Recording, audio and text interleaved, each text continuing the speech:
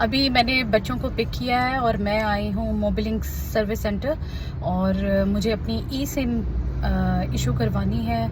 Physical जो SIM होती है फ़ोन में लगाने के लिए वो मैं इशू करवा चुकी थी कल ही, लेकिन हमारे पास फुल नॉलेज नहीं था कि सिम जब आप इशू करवाते हैं तो बायोमेट्रिक करवाने से पहले ही आपने उनको बताना होता है कि आपने सिम को ई सिम पे कन्वर्ट करवाना है। तो ये बात हमारी मिस हो गई थी और जब एक दफ़ा आपके थंबप्रिंट्स लॉक हो जाते हैं तो वो एटलीस्ट 8 आवर्स तक आप उसमें कोई चेंज नहीं ला सकते हैं। तो मैं क्योंकि अपना बायोमेट्रिक करवा चुकी थी तो मैं कल के दिन में उसको ई सिम पे कन्वर्ट नहीं करवा सकती थी। अभी मैं फिर से आई हूँ मोबिलिंग सर्विस सेंटर। बच्चों की आज जल्दी ही छुट्टी हुई है। इन दिनों एग्ज़ाम फीवर चल रहा है और क्योंकि तकरीबन ही स्कूलों के अंदर पेपर चल रहे हैं, किसी स्कूल के अंदर एनुअल एग्ज़ाम्स हैं, मेरे बच्चों के टर्म एग्ज़ाम्स हैं। तो रवा को 11 ओ क्लॉक पे और दुराब को मैंने 11:15 पे पिकअप किया और अब हम यहाँ तक पहुँचे। अभी बस उन्होंने मुझे बोला तो था हार्डली 5 मिनट्स आपको लगेंगे और आपका बायोमेट्रिक हो जाएगा। लेट्स सी कि हम मुझे कितना टाइम लगता है। उसके बाद मैं जाऊँगी घर और आज घर जाके मुझे कुछ मेरा एक चोको ब्लिस का एक पैक था जो 2 महीने पहले ग्रॉसरी में लिया था, लेकिन वो सील बंद ही पड़ा था। जब मैंने उसका लिड ओपन किया और उसकी सील खोली तो वो बिल्कुल ही ड्राई, उसका मतलब ऑयल अलहदा हो चुका है और वो खुद ड्राई हो चुका है। तो मैंने आज कुछ उस पर हैक्स एक्सपेरिमेंट करने हैं कि मैं देखती हूँ कि मैं उसको असली हालत में लेके आ सकती हूँ कि नहीं। तो देखते हैं कि उसमें भी हम कितने हद तक कामयाब होते हैं। लेकिन पहले चलते हैं मोबिलिंग सर्विस सेंटर।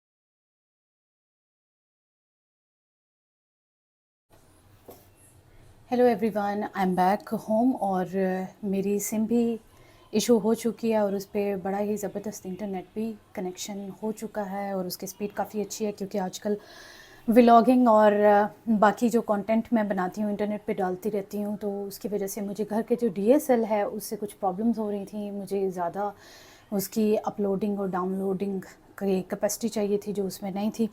तो इस वजह से मुझे एक नए नेटवर्क की सिम और उसके साथ एक इंटरनेट पैकेज लेना पड़ा। तो अब बात करते हैं जो अगली टारगेट जो मैंने घर के लिए सेट किया था। मैंने आपसे बात की थी, ये देखें, ये है वो चोकोब्लिस आपको नज़र आ रहा है और इसके अंदर अगर मैं आपको दिखाऊं तो ये देखें इस तरह से, ये देखें, ये इस तरह से इतना गाढ़ा ये कभी भी नहीं होता, इतना थिक ये कभी भी नहीं होता। पूरे के पूरे टुकड़े हैं इसके, इस तरह ये नहीं होता। ये देखें, ये इस तरह ये आ रहा है, इस तरह इसकी थिकनेस कभी भी नहीं होती है और बहुत अच्छा है, बच्चों को बहुत पसंद है। मुझे लगता है मेरे से ही कहीं गलती हुई है, शायद इसको इसको ज़्यादा अर्ली इसको यूज़ कर लेना चाहिए था। लेकिन मैं इस तरह श्योर थी कि क्योंकि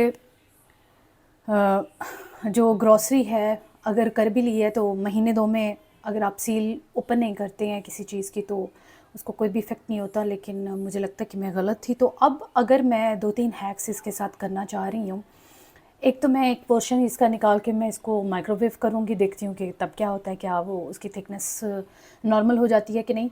दूसरा हैक मैं ये करने वाली हूँ कि मैं उसको थोड़ा सा ऑयल डाल के उसको अच्छी तरह से कांटे से फेंटूँगी, देखती हूँ कि तब क्या होता है। सारे रिज़ल्ट्स आपके साथ साथ शेयर करती जाऊँगी। और तीसरा जो है वो मुझे जो समझ में आया वो ये है कि मैं पैन में उसको डाल के उसके अंदर थोड़े से जो दूसरी बच्चों की डेयरी मिल्क चॉकलेट होती है उसके 2 पीसेस अंदर डाल के उसको मेल्ट करके इसके साथ मिक्स करने की कोशिश करती हूँ, देखती हूँ फिर क्या इसके जो है रिज़ल्ट्स निकलते हैं। तो आइए करते हैं हम 2-3 तरह के तजर्बे और देखते हैं कि सबका अपना अपना रिज़ल्ट और कैसा रिज़ल्ट रहता है और इन दी एंड मुझे क्या इसको वेस्टेज में जाना पड़ेगा या फिर मैं इन सारे हैक्स पे अमल करने के बाद अगर फिर भी मेरी डिज़ायर जो है वो थिकनेस इसकी नहीं मिलती है तो फिर हम इसको किसी और चीज़ के लिए यूज़ कर लेंगे। बेकिंग तो मैं नॉर्मली नहीं करती हूँ, लेकिन मैं ये सोच रही हूँ कि अगर मैं इसके पराठे बना के बच्चों को खिला दूँ तो ये भी एक अच्छा इसका यूजेज होगा। लेकिन ज़ाहिर है बच्चों को ज़्यादा पसंद है ब्रेड के ऊपर ये मिक्सचर लगा के खाना, तो अगर मैं इसकी थिकनेस को नॉर्मल कर सकूं तो मैं प्रेफरेबली ब्रेड पे लगा के बच्चों को दूंगी। लेकिन पहले हम करते हैं वो 3 तजर्बे जिसकी हमने अभी बात की है। इसका एक पोर्शन निकाल के इसके अंदर रखने की कोशिश करती हूँ बोल के अंदर, और फिर इसको हम माइक्रोवेव में रखते हैं, देखते हैं कि इसके ऊपर क्या असरात होते हैं, क्या ये नरम होता है कि नहीं। आप देखें अंदर स्पून भी इसके नहीं एंटर हो सक रहा, ये इतना हार्ड हुआ है। 1 मिनट के लिए माइक्रोवेव में रखने के बाद इसकी कंडीशन कुछ इस तरह से थी। ऊपर की लेयर थोड़ी सॉफ्ट हो गई थी, लेकिन अंदर की लेयर जो थी नीचे वाली वो बिल्कुल वैसी की वैसी हार्ड थी। मैंने दोनों लेयर्स में चम्मच डाल के इनको थोड़ा-सा मिक्स अप करने की कोशिश की, तो मुझे लगा कि थोड़ी-सी कसर है इसके अंदर। अगर मैं 1 मज़ीद मिनट और रख लूँ इसको ओवन में, तो शायद हालात थोड़े और बेहतर हो जाएँ। तो मैंने इसको 1 और मिनट के लिए माइक्रोवेव के अंदर रख दिया। तो अब दूसरी दफ़ा माइक्रोवेव से निकालने के बाद इसके हालात कुछ चेक करते हैं। चम्मच अंदर डालने की कोशिश की तो मुझे यूँ लगा कि बिल्कुल ही जो इसके अंदर मॉइस्चर कंटेंट था वो ड्राई हो चुका है, और ये बिल्कुल खुश्क मेहंदी की तरह से महसूस हो रहा था। तो हालात पहले से भी ज़्यादा ख़राब हो चुके थे और मैं परेशान थी कि कोई गड़बड़ हो गई है ज़्यादा ही बड़ी, और इसको अब बिल्कुल ही डिस्कार्ड करना पड़ेगा। मेरा जो फर्स्ट हैक है ये बिल्कुल टोटली नाकाम हो चुका है, लेकिन आगे एक सरप्राइजिंग एलिमेंट था मेरे लिए, और वो मैं अभी आपको बताती हूँ। चम्मच भी टेढ़ा हो गया इसको मिक्स करते-करते, इतना ये हार्ड हो चुका था, बिल्कुल ही खुश्क हो चुका था। फिर मुझे ख़्याल आया कि जब मैंने इसका जार ओपन किया तो इसकी सील खोलने के बाद मैंने देखा ऑयल अलहदा हुआ हुआ था और इसका जो चॉकलेट पोर्शन है वो अलहदा हुआ हुआ था। तो थोड़ा-सा इसमें ऑयल डाल के फिर मिक्स करने की कोशिश करते हैं, फिर हम किसी नतीजे पे पहुँचेंगे कि हमारा फर्स्ट हैक जो है वो टोटली नाकाम हो चुका है। जब इसमें मैंने 1 चम्मच भर के ऑयल का ऐड किया, उसके बाद मैंने इसको मिक्स करना शुरू किया, मेरी खुशी की कोई हद ही नहीं रही। मुझे लगा कि अब हालात बेहतर होना स्टार्ट हो चुके हैं और इसकी थिकनेस बहुत ही अच्छी होती जा रही थी। देखिए आप, स्लोली ग्रेजुअली इसकी थिकनेस परफेक्ट होती जा रही थी, और मेरा जो दिल था, खुशी का लेवल था, वो नेक्स्ट था, वो मैं आपको बता भी नहीं सकती हूँ। इतना अच्छा था, मैं कामयाब हो चुकी थी। असल में ये मसला सिर्फ चोको ब्लिस के साथ नहीं है, जितने भी चॉकलेट टाइप जितने भी मैंने स्प्रेड्स लिए हैं अब तक, उसमें न्यूटेला भी है इवन, और उसको भी आप अगर 1 वीक के अंदर यूज़ नहीं करते और ज़्यादा दिन उसका इंतज़ार करते हैं, ज़ाहिर सी बात है हम 1 वीक में इतनी चॉकलेट बच्चे को नहीं खिलाते हैं, तो अगर आप उसका ज़्यादा वेट करते हैं वो भी इसी तरह से हार्ड हो जाती है। इसके तो हालात ही और थे। मैं मुतमईन थी कि सील बंद है तो इसको कुछ भी नहीं होगा, लेकिन सील खोलने के बाद भी इसके हालात वैसे ही थे। तो मेरे ख़्याल है इन सब के साथ ही एक कोई फार्मूला होता है कि आपने थोड़े ही दिनों में, लिमिटेड दिनों में इसको कंज्यूम कर लेना होता है। No worries. मैं अब देखें इसकी इतनी प्यारी थिकनेस हो गई है कि मेरा दिल जो है ना वो बहुत खुशी से झूम रहा है।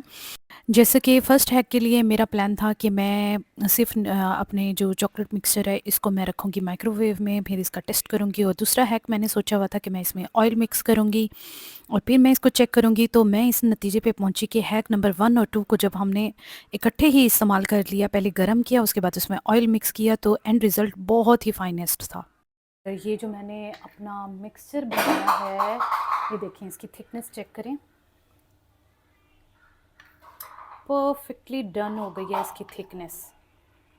तो मैं जब अब बाकी का पोर्शन यूज़ करूँगी, इसको मैं डालने वाली हूँ किसी और जार में सेपरेट, और बाकी का जो पोर्शन है मैं जब उसको सेट करूँगी, उसको बनाऊँगी, उसको मैं सेपरेट जार में ही रहने दूँगी, और जब मुझे जितना कंज्यूम करना होगा, जितना चाहिए होगा, मैं उतना पोर्शन लेके और उसको इस तरह माइक्रोवेव करके अंदर कुकिंग ऑयल डाल के और मैं इसको चला के और बना लूँगी।